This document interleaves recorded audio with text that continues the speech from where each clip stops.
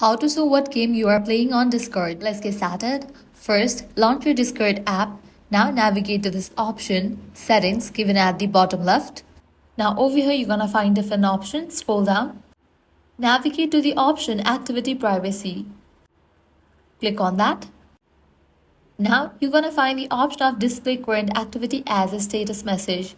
This allows Discord to show your current game as a status. Enable for that option. Once you have enabled that, now navigate to the option Registered Games.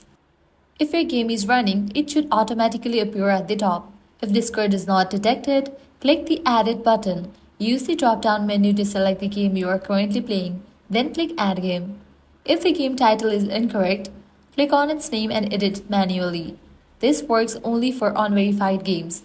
You can also click the eye icon next to a game to hide it from your status, in case you don't want others to see you playing it.